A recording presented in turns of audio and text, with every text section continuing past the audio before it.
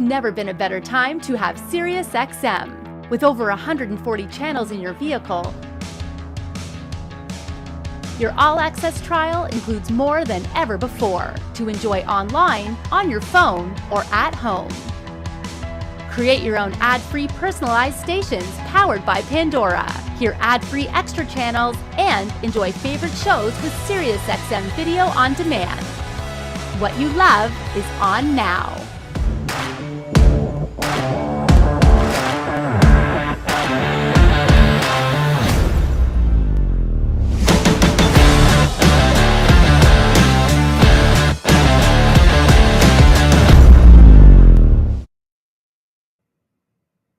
Let's be honest, there's nothing we love more than loading up the boat with tons of audio, tons of bass, crank up the volume. But oftentimes what we overlook on a complete marine audio upgraded system is the heart of it all, which is the power. Now, the folks at VOXX Electronics believe they've come up with an interesting and innovative device that can certainly solve a lot of problems and put some peace of mind when it comes to the power plant or the power system of your marine system. On today's episode of Connected, we've got VOXX Electronics in the house presenting a product known as the VOXX Power System Unit. Thanks for tuning in to this episode of Connected presented by SiriusXM. VOXX Power Systems starts now.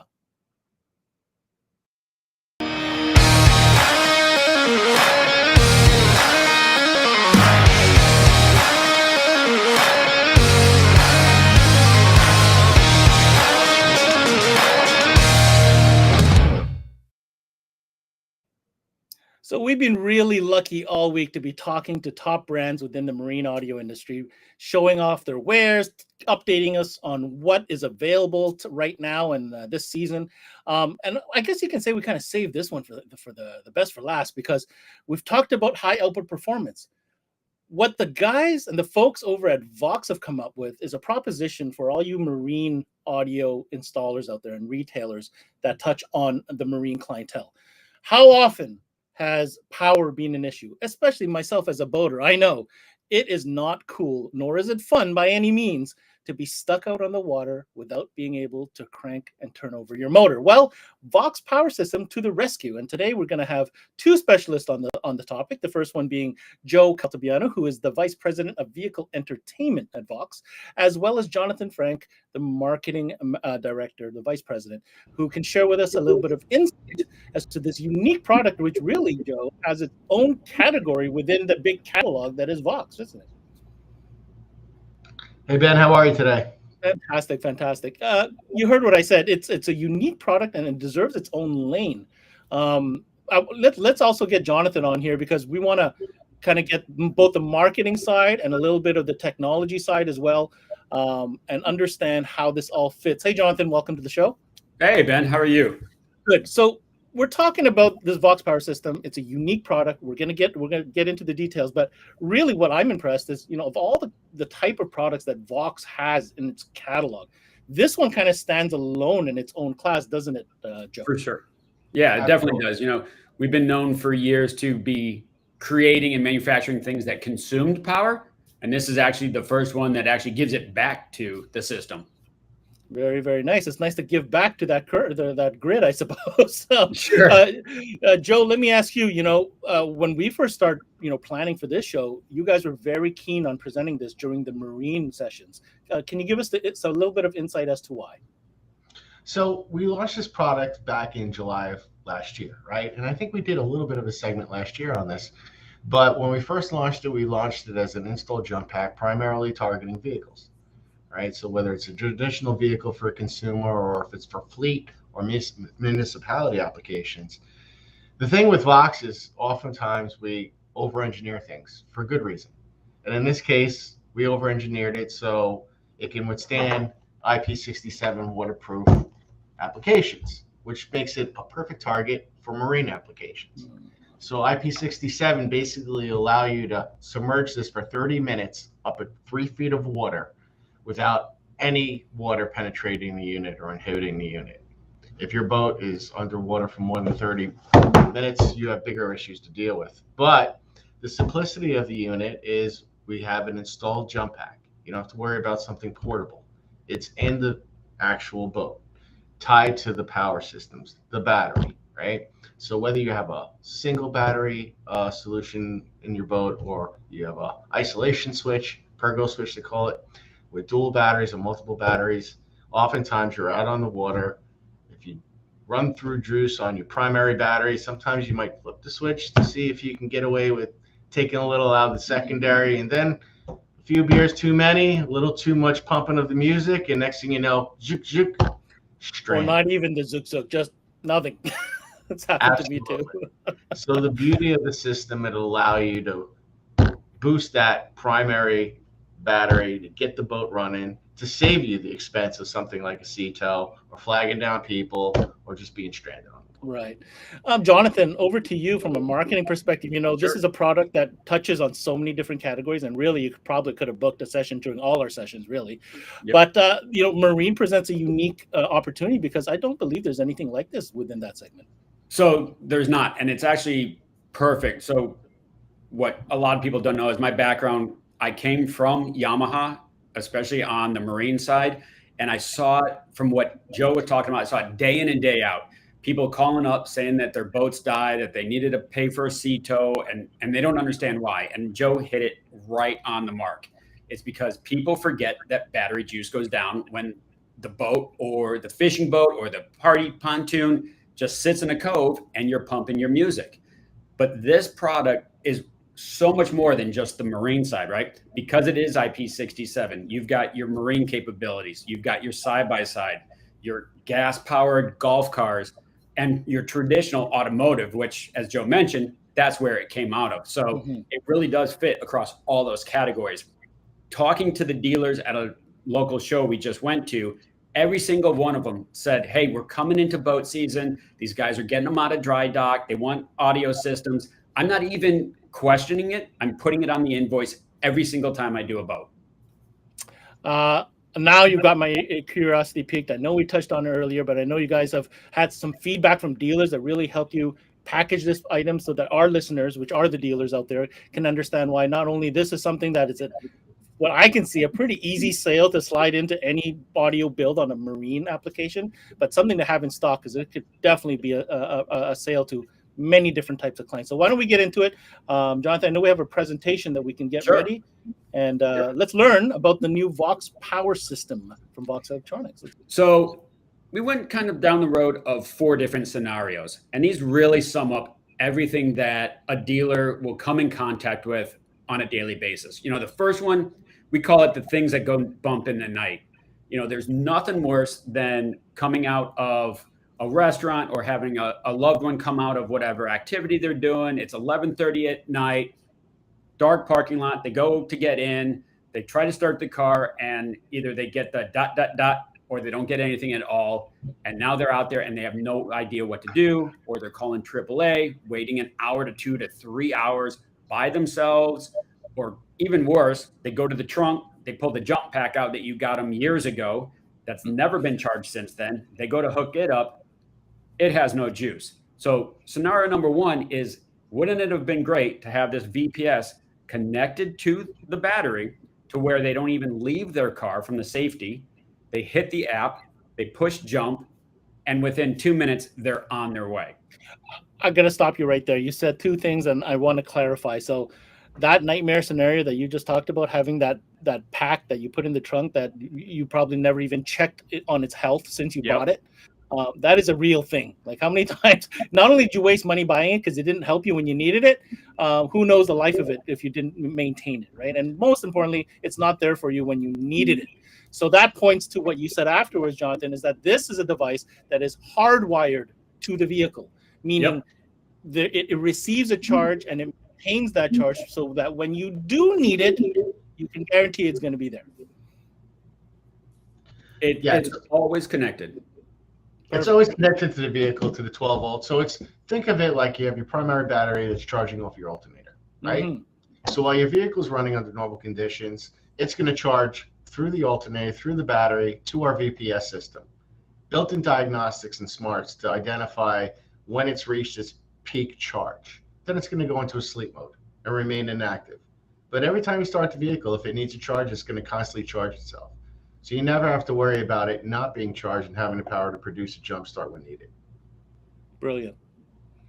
Please continue. Sure. So scenario number 2, plenty of our dealers, both in the States and in Canada, work and have the pleasure of working on smaller fleets or some municipalities in their town. So lights on is kind of the scenario number 2.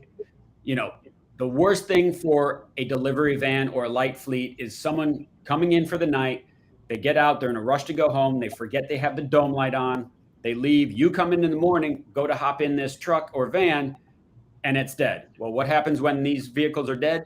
You're not out there. You're not delivering packages or servicing calls or anything like that. And that vehicle is down for a few hours while you either replace the battery altogether or wait for someone else to jump it. So again, light fleet, this works perfect. It works on all gas and light diesels up to a 8-liter or 6-liter diesel engine. All right. That's what we spec it to, Ben. Just to add a little caveat, that's what we spec it to. We've tested it on a bus with 4 dead batteries in it, and we're able to crank it over. So even though we're staying light diesels, as long as you're staying out of the 48-volt big rig range, right, chances are you're going to be saved by this product. Well, you heard it here, folks. If it's set on CMA, then it's pretty much written in the instruction manual. I mean, that's how I look at it. But referring to your lights on situation, you're right. A lot of our dealers do a lot of fleet work. This is an easy add-on. If you're doing a telematics system, if you're doing security, if you're doing camera, what about the power? And this, again, the way you describe that, Jonathan, easy sale. Yep, very easy. And a lot of these are mom and pop delivery companies, and even more so in their towns and communities. If they're not servicing and dropping it off, they're not making money. And that's how you go to sell this. If your vans aren't up, you're not making profit. So like you said, easy sale right there. Fair enough. Number 3. Yeah, number 3, the getaway, as we call it. So municipalities we touched on. Police vehicles, emergency vehicles, always run ancillary items. So their laptop may be booted up, the lights on the roof are going. A lot of times in cities, especially today, you can't have the vehicle running because of emissions. So they're running off the battery. God forbid something happens, they need to jump in that car and go. They've been at a scene for an hour or two. There's high probability that battery will not have enough juice to turn over that vehicle. So again, having the VPS installed, they hit the app, they send it to the battery, they're on their way, they're able to catch the bad guy or hopefully not be able to get someone to the hospital if they need to. That's right. Now, you mentioned something right there. I'm sure we're going to get to it. You mentioned an app. So that tells me there's some Bluetooth type of technology or communication going on here, but I'm sure there's more on that. Fanciness going on, and we'll get to that in a minute. All right. Scenario number 4.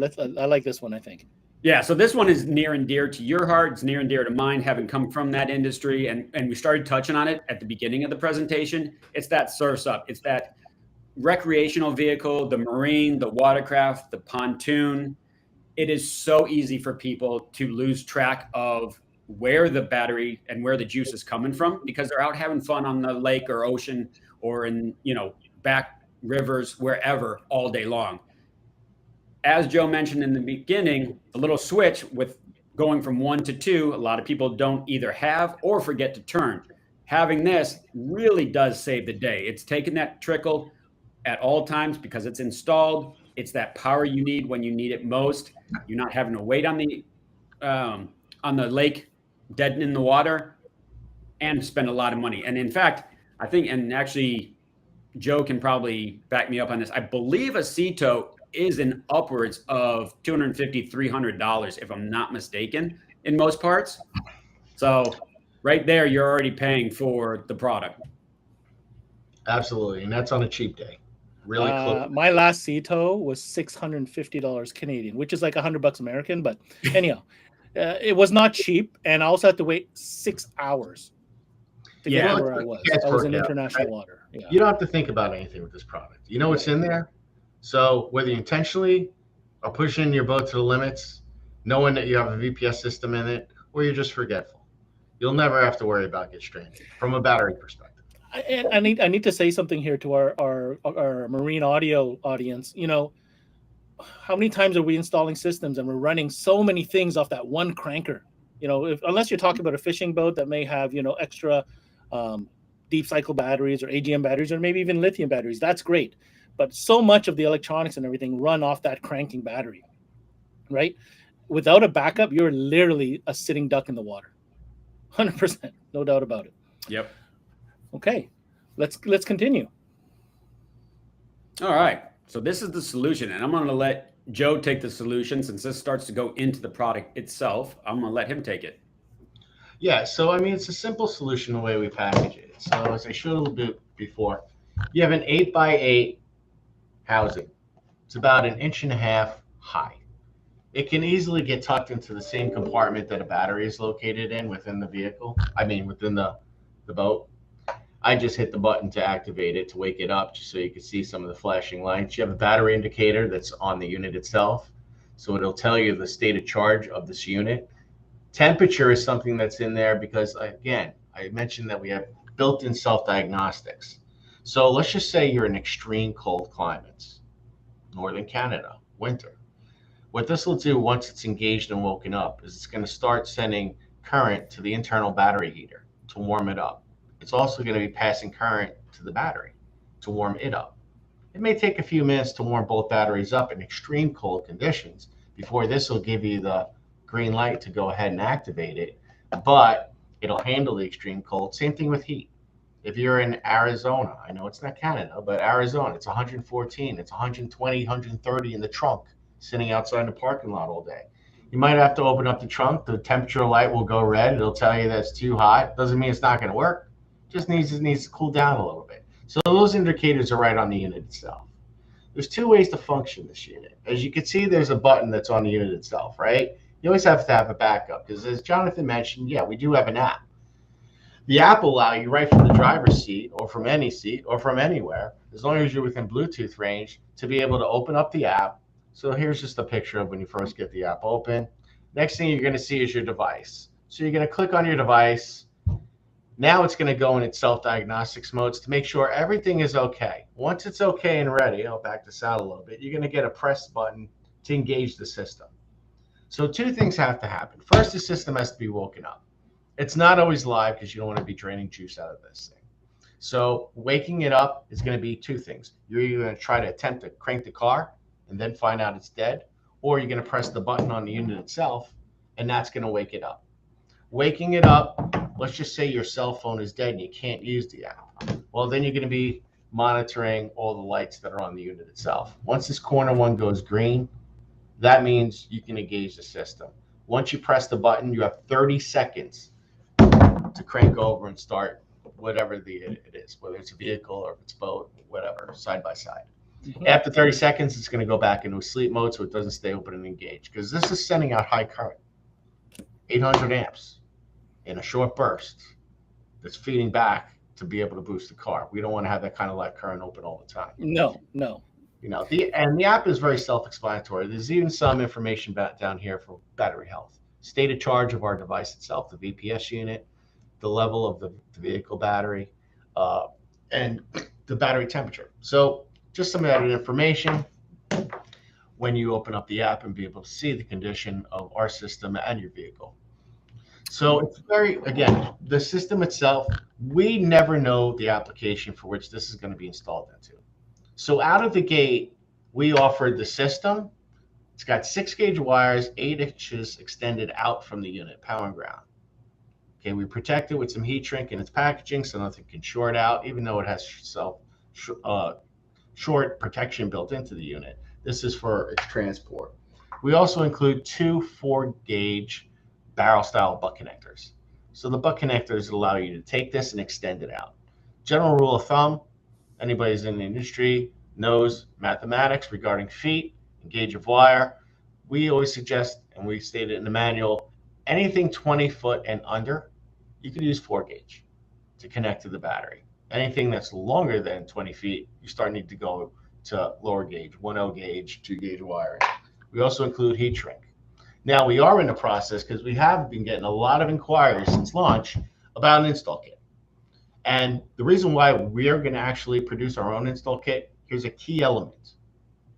it has to be pure copper wire. You buy these amp packs, that are made overseas, it's not pure copper. You have aluminum mixed in there and other metals, and that can inhibit the performance of our device. So we are working right now to create an amp or an actual install kit that'll give you a variety of different connectors. We've also tested, because one of the concerns was, again, this is being installed directly to the battery. Now it has protection against a self-short and all the system diagnostics to make sure that this does not blow up. But if someone installs this and doesn't treat it with kid gloves and is a little negligent and snapping, sill plates back on and running through firewalls, this can create a slow burn. So, installation practices have to be, treated and followed. But we did test it with high current capacity slow burn fuses and circuit breakers. So we're going to include one of those as well in our installation. I was going to say, do you suggest a circuit breaker on that? Normally we wouldn't, because again, 800 cold cranking amps and a short burst will blow up any A&L fuse or regular glass fuse, even the big ones that people put in audio installs. It has to be specific type of fuse that's used or circuit breaker that's used. So we found one, we've tested it, we're comfortable with it. Within a few months, we'll have an install kit available that will sell with this system as an accessory added option. And again, it takes the guesswork of what you need as far as installing it. Because, even though we're selling this into the retail channel, into the marine channel, into fleet accounts, there are also people who want to buy this direct online. Jonathan can speak to some of the social media campaigns that we've run on this specifically to target consumers direct, to create the awareness, to drive them to our retailers. Jonathan, if you want to touch on that real quick. Yeah, for sure. I mean, we launched this late last year. We're getting on average per day no less than 25 inquiries, which, I mean, grand scheme of things, probably we're not Google by any means, but 25 product inquiries per day for the life of these campaigns is pretty robust. And these are all people that want more information. Where can I get it? How much is it? How do I install it myself? I mean, these are all customers that are fully engaged in this product and see a need for them. So they're the ones that are being driven into our dealer base to purchase this product. And again, I think that's a testament to not only the innovativeness, is that a word, or the innovation that we're discussing here, but also the uniqueness of it. Because like I said, I don't believe, and quote me if I'm wrong, but I don't believe there's anything else that really compares to what this product offers as far as its features.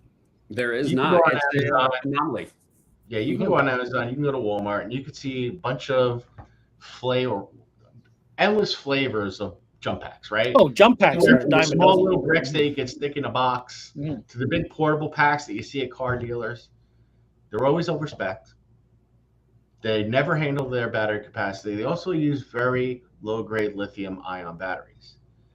The reason why our unit is a little bit more expensive, which is $299 retail US dollars, is because we use a lithium iron phosphate battery, which means this battery could take abuse. Not that it probably would be abuse, but it can handle abuse. And I could stab this with a screwdriver and not have to worry about anything blowing up, chemical reactions, any safety hazards. And installable in every direction, right? And absolutely. There's throughput holes. There's 4 throughput holes that allow you to mount this. It does have a little bit of weight to it. So, I wouldn't suggest Velcro underneath the, rear deck of a sedan.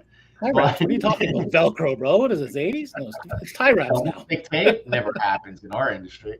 But anyway, in a marine environment, you could strap this down or you could screw it into something. And it's very easy and very versatile. And it's super simple. It's pound ground. As long as you have a substantial ground, you can ground it right next to the unit, chassis ground. But if not, run it all the way to the battery.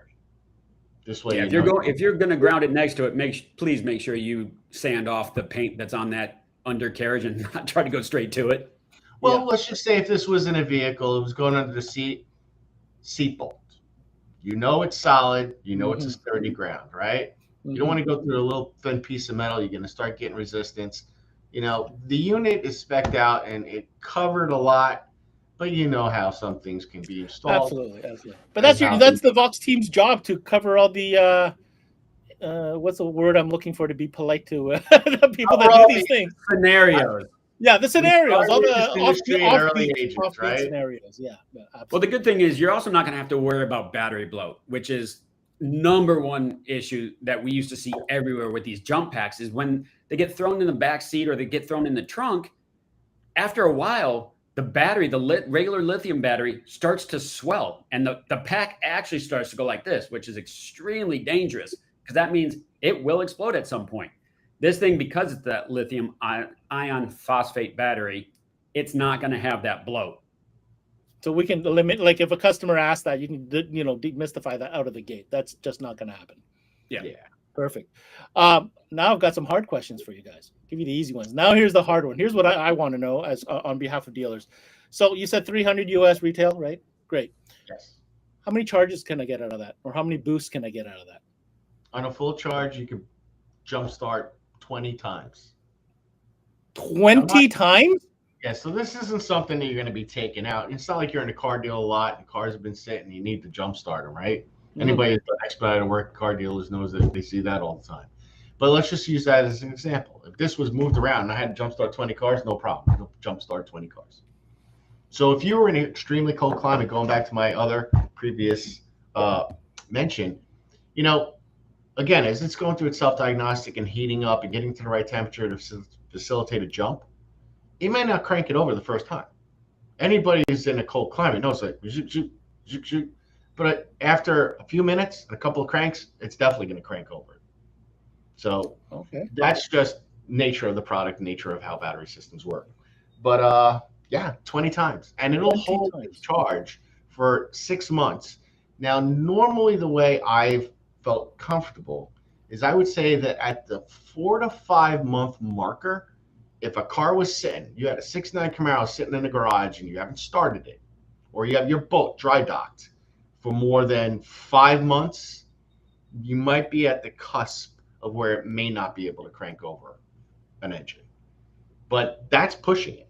Again, this thing wasn't designed to be a battery tender, right? It's meant that if you have a vehicle, a watercraft, a power sports ATV, whatever it may be, and you're running it every so often, and our unit's charging, it's the power you need when you need it most. Man, you just stole my thunder. I was just going to ask you about the boat that I put in the garage, in November, and want to pull it out in March. Do I have to worry? And the other question is, so let's say I do have a vehicle, but I do put a battery tender or a charger on it during those winter months. Does that affect the VPS unit at all in any way? Our system won't even register. It's got to see. So let me make a couple of clarifications just so everybody's very clear, because these are common questions. There has to be some remnant voltage in the battery for our unit to even see something to be able to engage. If you have stone cold, no voltage in your vehicle battery or whatever the craft battery is, it's not going to work. It's got to see at least 1-2 volts. And usually batteries aren't drained completely dead unless the car's been sitting forever with no activity.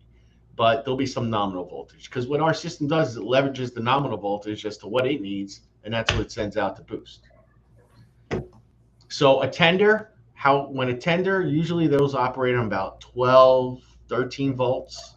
When you have an engine running, that's at 13.5 or 14 volts.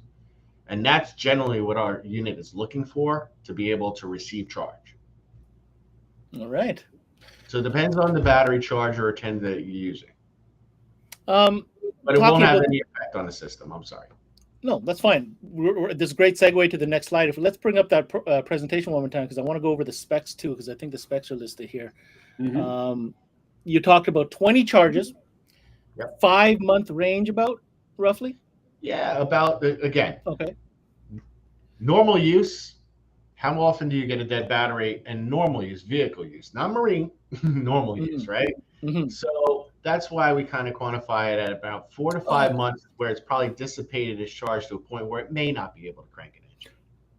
May 6 months or afterwards, pretty much that it probably won't be able to. You just made me think of one more question before we go back to the specs there. Sure. Does it matter the type of battery that's installed in the vehicle? AGM, lithium, deep cycle, whatever? No, because it's Nope. not charging the battery. It's boosting right. and starting the car, right? It's sending the juice you need to get the starter going for the alternator to start the car, and then the alternator is recharging your battery, whether it's lithium, Because lead acid. that's the wrong side of the stream. We're not even touching that side. We're only going to Yep. to the vehicle. Yep. Correct. Totally makes sense. All right. Let's see. Let's go ahead and bring up that PowerPoint again. I think there's another slide or two that we're going to finish up here. Joe, specs, anything you want to really highlight here?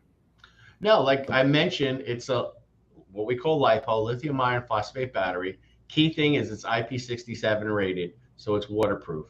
At least waterproof to the point where you could use it in all marine applications, whether it's a wave runner or it's a boat or a pontoon, whatever it may be.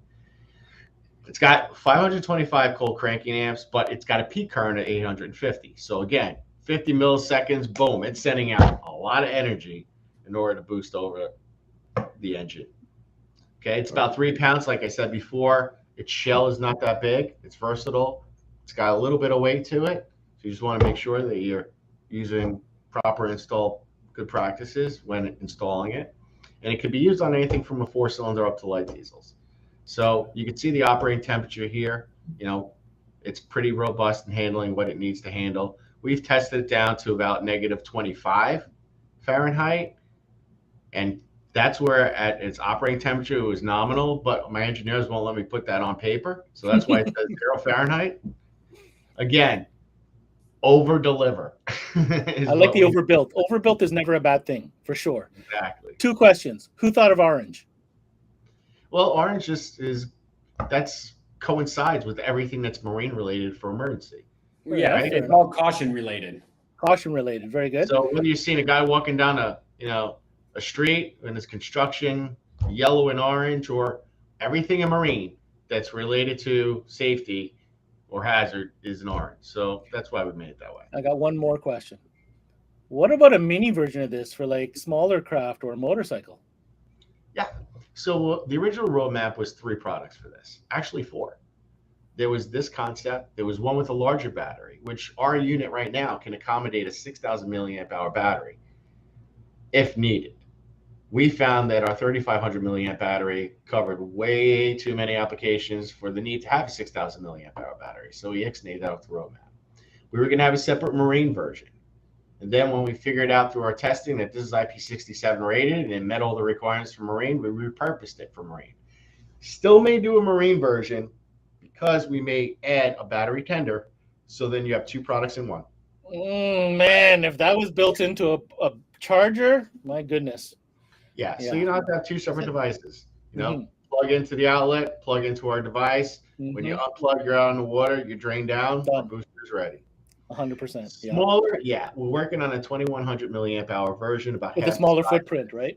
Smaller footprint. I mean, we've had guys put this in, cargo saddle bags of motorcycles, but obviously a smaller footprint helps out in those smaller craft applications.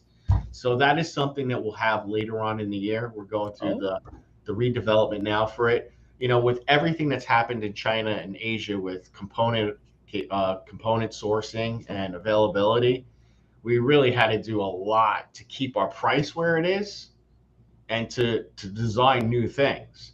So we had to redevelop a lot of things, and that got pushed out a little bit, but we're still targeting about Q4 this year for a power sports version. I know we're circling back a little bit later on the year, so I'm sure we'll have some news to share by then. Jonathan, is there any other slides to go through for this presentation? There's not. It's that easy to understand that it only needs those couple slides, honestly. All right, let's take that away. I want Joe to bring back that unit into the screen here.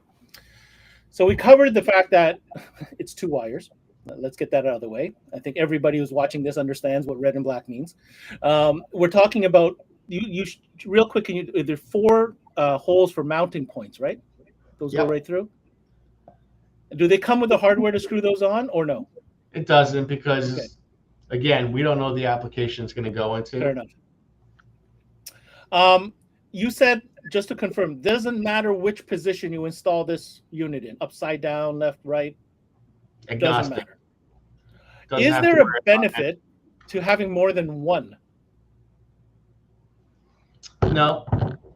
Like I said, if you need something with a larger capacity, which we haven't run into yet, we would have a version with a larger battery. Okay. To take two of these and put them in the same vehicle, boat, whatever, it's just creating redundancy that's not needed. Again, Fair it's enough. a 12-volt system, so Hmm. you only have to make sure that you get that vehicle or boat started, and it's recharging your 12-volt primary battery anyway. You know, it's interesting. You said that there was somewhat of a limitation when it came to the trucks, but in a boat situation, there's no limitation. It doesn't matter what size the boat is, does it? Mm-mm. Doesn't. It's got a 12-volt battery. Doesn't matter. Correct. It could be a small little fishing boat and go all the way up to a big old yacht. Doesn't matter. Sure. It's a 12-volt cranking battery that starts that motor. It's Yep. like when Jonathan mentioned golf carts, right? 12-volt batteries underneath. There might be many of them. Were you serious about that? I wasn't sure if you were being serious about the golf Yeah, cart. no. So on golf Okay. cart, they have 6 8-volt, so they operate on a 48-volt charge, but they go down to 12-volt for all the accessories. Oh, that's why. Makes sense. Yep. Okay. Very cool.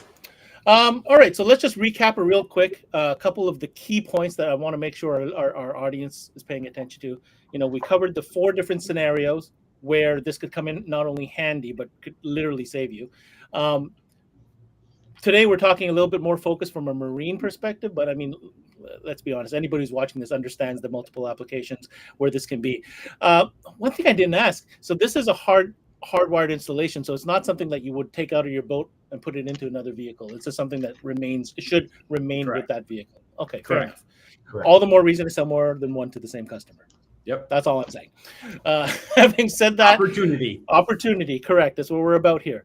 Having said that, you know, the price point, I got to talk about that for real quick. It's not crazy expensive. You know, we're not talking about an $800 device.